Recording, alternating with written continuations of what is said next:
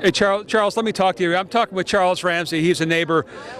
Walk me through again what happened this afternoon. You heard screaming. Heard screaming. I meet my McDonald's. I come outside. I see this girl going nuts, trying to get out of her house. So I go on the porch. Okay.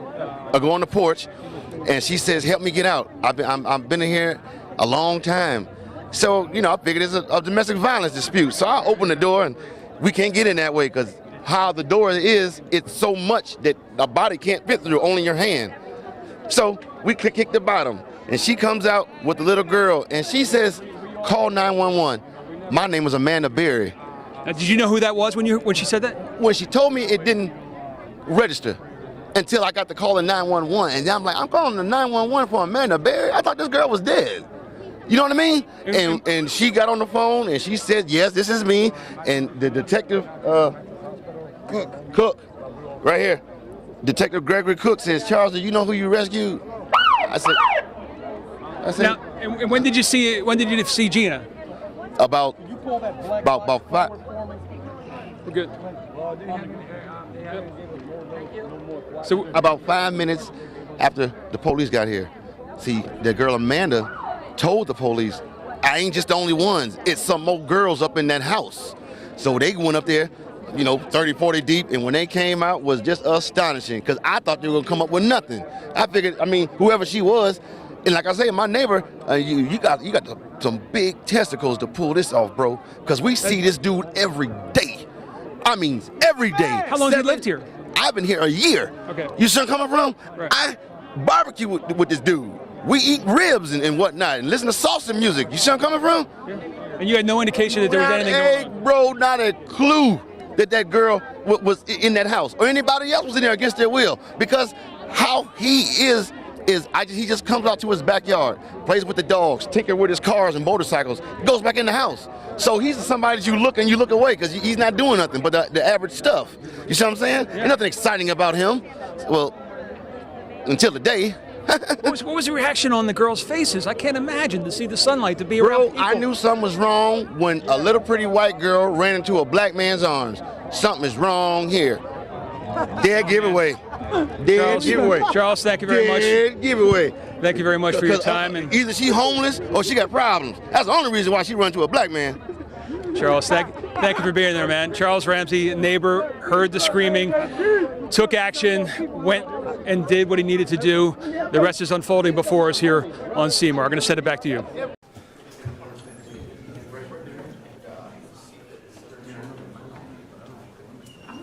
Can't talk here, folks. Like I said, I know someone.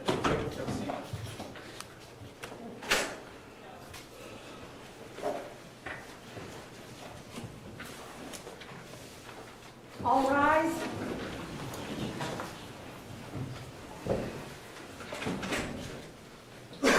Hear ye, hear ye, hear ye. This honorable court is open pursuant to adjournment. The Honorable William T. McGinty presiding.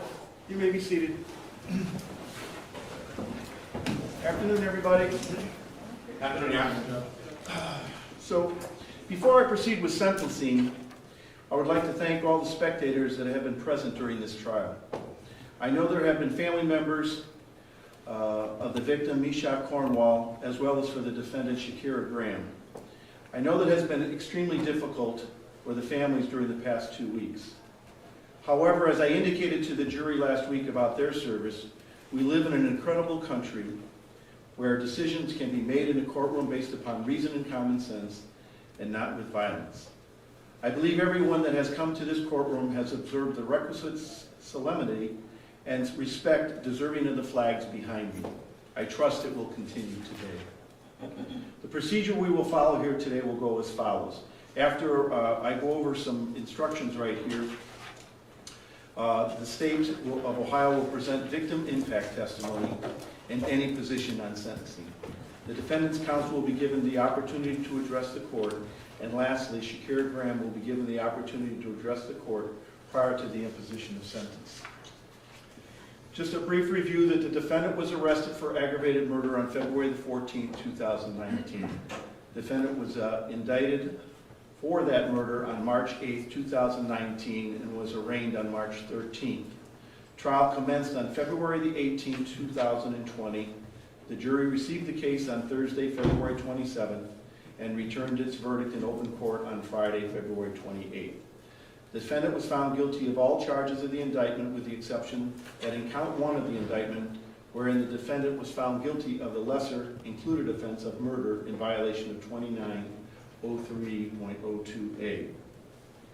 Furthermore, the defendant was found guilty of all the specifications which we refer to as gun specifications under 2941.14a and 2941.15a, the 1 and 3 year gun specifications that were contained in counts 1 through 7. The court is of the opinion that counts 1, 2, 3, 4, 5, and 6 are allied offenses of similar import, and that the prosecutor will have to elect which crime to be sentenced under. The court believes that counts 7 for grand theft and count 8 for receiving stolen property are not allied offenses of similar import. And Mr. Prosecutor, do you have which one you're going to be sentenced under? Thank you, Your Honor. Your Honor, we would agree with the court's position. We do believe that counts 1 through 6 are allied offenses. And based on this fact, Your Honor, we would be asking this court to sentence the defendant, Ms. Graham, to count 2 aggravated murder. Okay. Thank you, Judge. Okay, so before opposing sentence, Ms. Graham, I would note for the record that I will be considering the following at this hearing today. The record that has been made during the course of this trial and all proceedings, the oral statements that will be made in open court here today, the plea negotiations or the lack thereof, the victim impact statements, and any other information that I received during the course of this sentencing hearing. The court must and will formulate its decision based upon the overriding principles and purposes of felony sentencing, namely to protect the public from future crime by the defendant or others, and to punish the offender using the minimum sanctions that the court determines will accomplish those purposes without imposing an unnecessary burden on the state or local government resources. To achieve these purposes, the court has considered the need for incapacitation, deterrence, rehabilitation, and providing for restitution. The court must and has also considered the seriousness and recidivism factors pursuant to the offense and the offender pursuant to 2929.12 of the revised code. The court must and will ensure that the sentence being imposed does not demean the seriousness of the crime and the impact it has on the victim, and is consistent with other similar offenses committed by like offenders. Finally, the sentence is not based upon any impermissible purposes, namely the race, ethnic background, gender, or religion of Ms. Graham. Ms. Graham, do you understand everything I said so far? Yes, sir. Okay. Further, Ms. Graham, you may be eligible for earned days of credit under the circumstances specified under 2967.193. To earn credit is not automatic. You may only do so by productive participation in educational, vocational, and or substance abuse treatment programs and or prison industrial employment of up to 8% of your stated prison terms. Post-release control notifications pursuant to counts 7 and 8. Post-release control will be a part of your sentence on counts number 7 and 8, and it's a discretionary period not to exceed more than 3 years.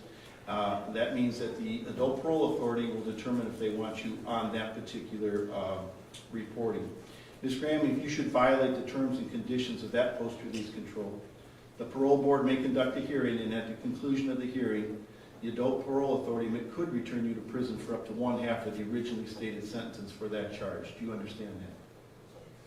Furthermore, should you fail to report to your parole officer while on post-release control, you could be indicted by the grand jury for the crime of escape.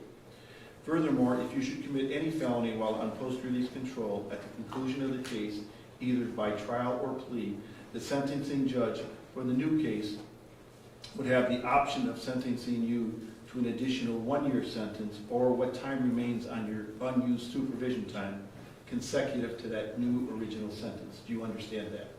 Okay. So at this time right here, I will turn it over to the State of Ohio for any presentation that they may have. Okay?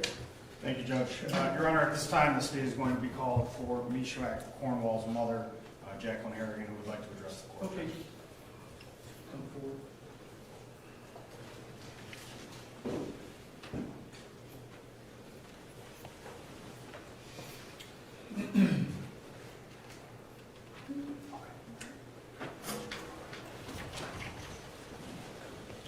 Afternoon, Your Honor. Good afternoon. And again, for purposes of the record, would you please state your name, spell your last name for the record? Jacqueline Harrigan, Harrigan.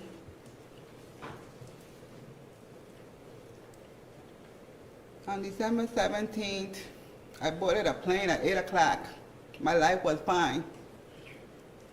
I got off that plane around 9:30, December 17th. My life was fine. I put my keys in my side door, and as I entered my home, I found my 27-year-old son at the bottom of the stairs. That was the impact that affected my life until this very day, until the day I die. Mishak, I was blessed to be Mishak's mom. He was the best thing that ever happened to me. People always used to compliment me about how wonderful my son was. He never gave me no problems, Your Honor, besides a speeding ticket or going to traffic court. You understand me? I had a wonderful son. He loved his mother. We had a good relationship.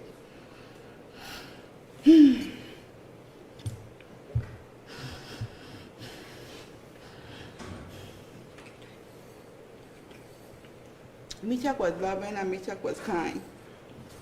He loved to laugh. He enjoyed going to work. He's the only person I know loved going to work. He was in the hospital for 2 weeks, and all he keep asking the doctor is, when are you going to relieve me to go to work? The doctor says, you're the only person I know who want to go to work. Most people ask me for days off. You asking me to go to work. That's how committed he was to his job. He enjoyed playing his PlayStation. He enjoyed computers. He enjoyed eating pizza. He enjoyed drinking different beers. I got turned on to Great Lake Beer because of my son. Every year a flavor come out, he brought it to the house. Our family is very small, Your Honor. My mother only had 4 kids. There's only 3 of us left. Me and my sister only had 1 child apiece. I lost my son on December 17th. He never forgot a birthday. He never forgot a Christmas. He never forgot a Mother's Day. He gave the best gift. My son was getting his credit together. He wanted to buy a house in a couple years.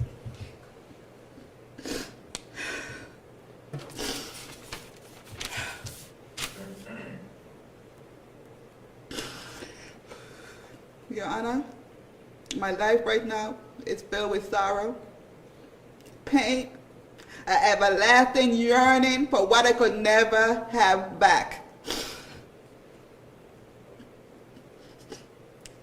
I sat here for 2 weeks, and my heart grieved for this young lady, even though she took my son away, because she is just so foolish and ignorant to waste her life and to take my son's life. And for what?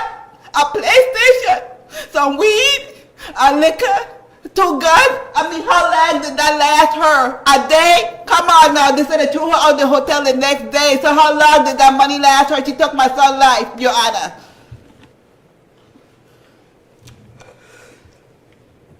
I am asking the court to give this young lady the harshest penalty you can give her for taking my 27-year-old son.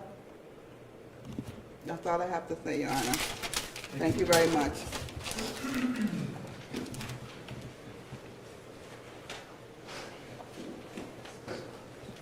Here's a key legal moment most people miss. When the judge calls these allied offenses of similar import, it means multiple charges overlap so closely that the defendant can't be punished for all of them separately. It sounds technical, but it directly affects how long someone actually goes to prison. Do you think this protects fairness, or does it let defendants off too easy?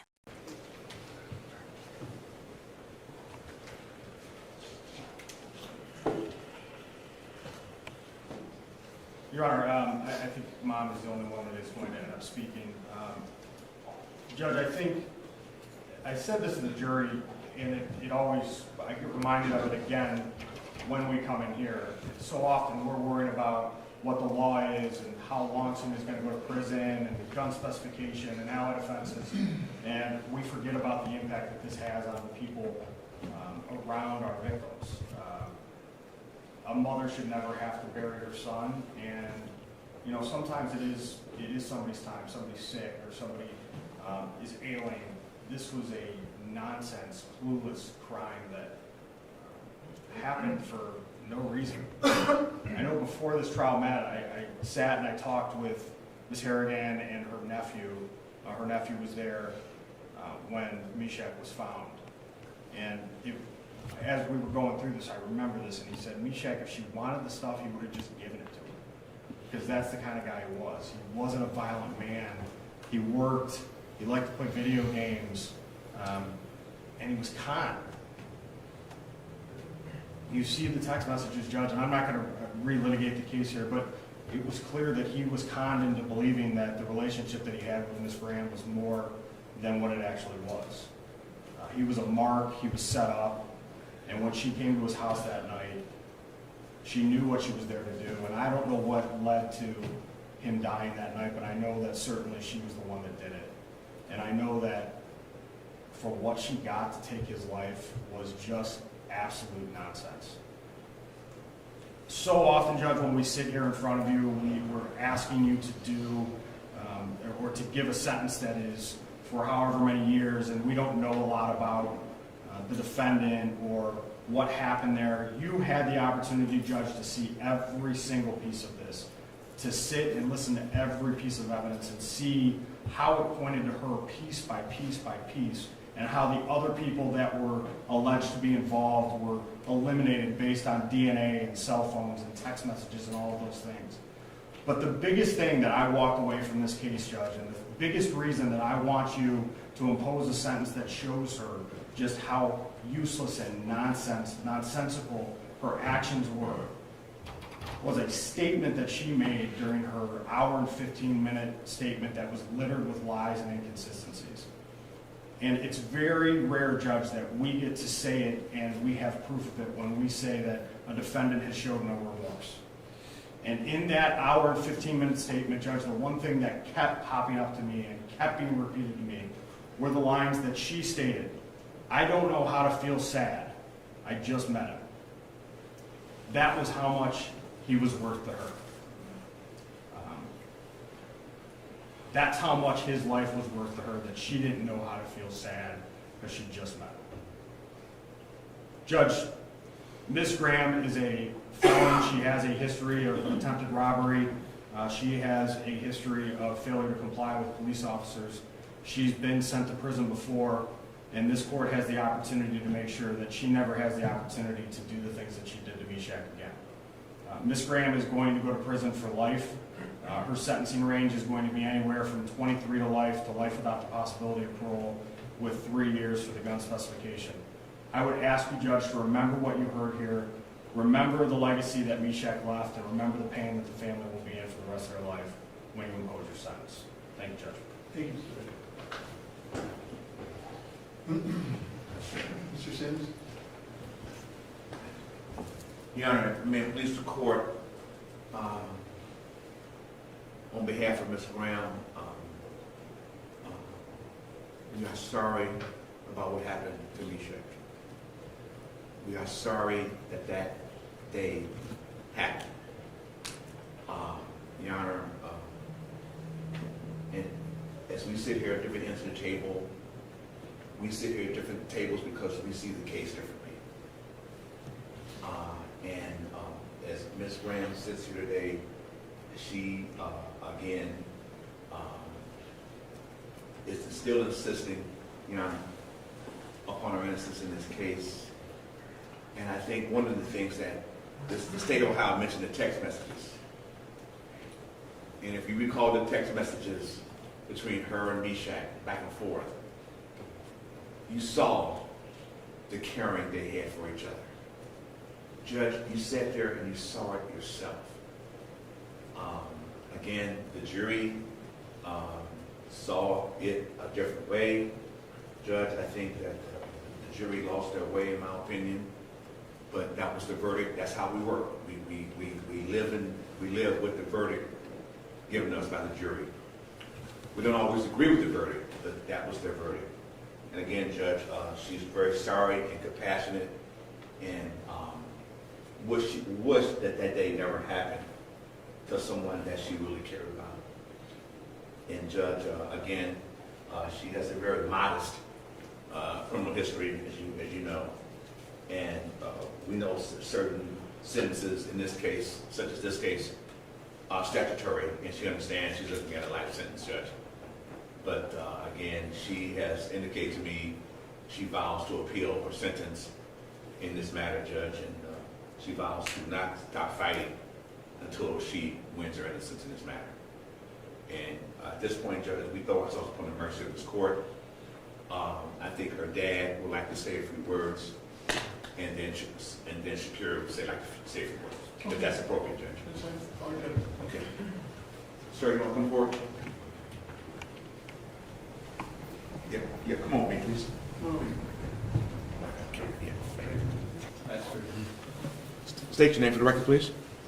My name is Colonel Graham. Last name Relationship to Shakira, please. Graham. Graham. I'm Shakira's father. Thank you, Judge, for letting me address the court. I appreciate the way in which you conducted this court. I sat here too for 2 weeks. I'm Shakira's father. Her mother's also present in the courtroom, along with her stepmother and also other members of our family. I do apologize. I do want to express my sympathy to Ms. Harrington in the death of her son. I want to say simply, as I sat here, I want you to know I've been a pastor. I'm a United Methodist pastor. And I've served in that capacity for 34 years. Her mother's also a pastor. In my 34 years as a pastor, on 9 occasions, I have stood with families and I've eulogized their family members that have been murdered, many who are unsolved. One of the persons in the courtroom today who has been here is Sister Denise McCrae. Her son, 29 years old, murdered in Cincinnati. I eulogized her son.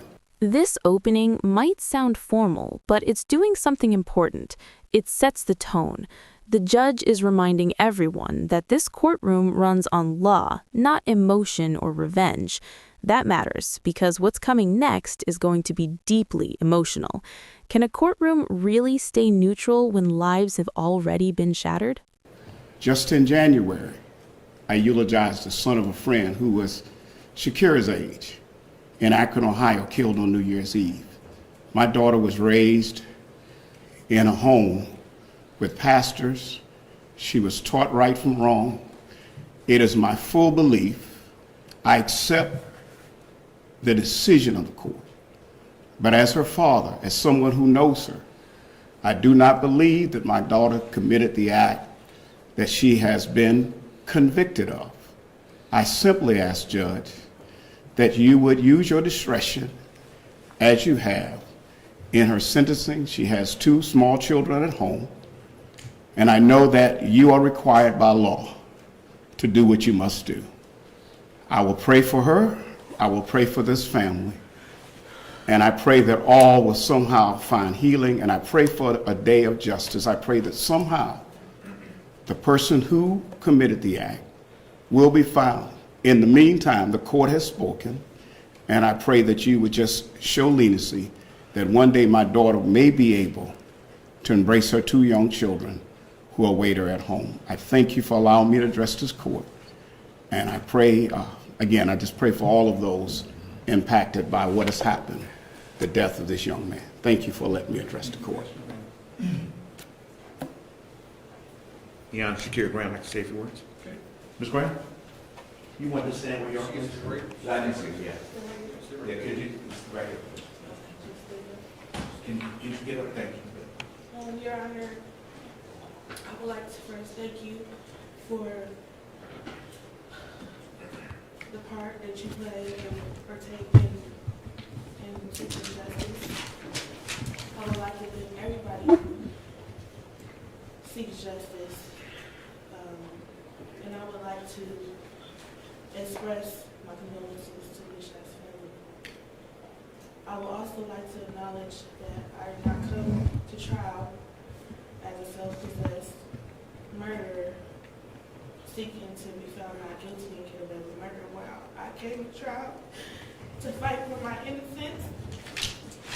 And I'm sorry for what happened to Nisha, but I will continue to fight for my innocence. And that's all I have to say. Okay, thank you.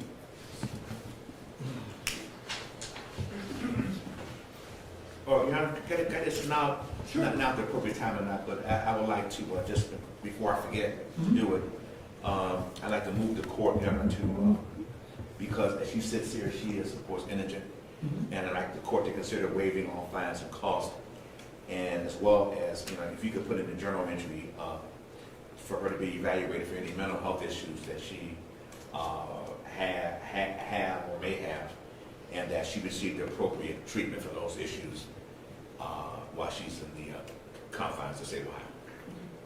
And again, that should be given credit for all they served. Okay, great. Yeah, thank you so much. So we're here again in case number 637307, State of Ohio versus Shakira Graham. In count 2 of the indictment, it is the sentence of this court for the aggravated murder of Nishat Cornwell that the defendant is sentenced to the Ohio Reformatory for Women for a term of life imprisonment with parole eligibility after serving 25 years in prison. The defendant is sentenced to a 3-year term of imprisonment pursuant to Ohio Revised Code 2941.145A prior to and consecutive to the commencement of a life sentence. As to count 7, grand theft, a felony of the 4th degree, the defendant is sentenced to a term of 18 months at the Ohio Reformatory for Women. As to count 8, receiving stolen property, the defendant is sentenced to a term of 18 months at the Ohio Reformatory for Women. The sentence shall run concurrent to one another and concurrent to count 2 of the indictment. The defendant shall be given the time served in the amount of 373 days. Shakira Graham, it is my duty to inform you of your appellate rights that you possess here today pursuant to Ohio Criminal Rule 32B.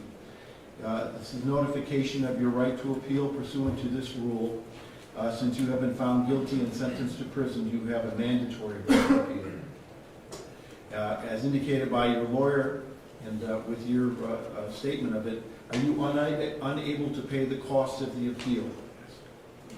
Okay. Then counsel will be appointed for you without cost. That if you are you unable to pay the cost of documents necessary to appeal? Yes. The documents will be provided without cost.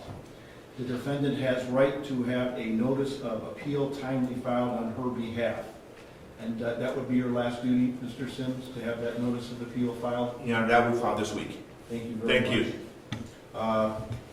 Therefore, then, we will order that the transcript be provided at state's cost, and counsel will be appointed and will be in either today's journal entry or by the end of the week. Anything further from the state of Ohio? No, Your Honor, thank you. Anything further from the defendant? Your Honor, thank you. Okay. Nothing We'll be further. adjourned then. All rise.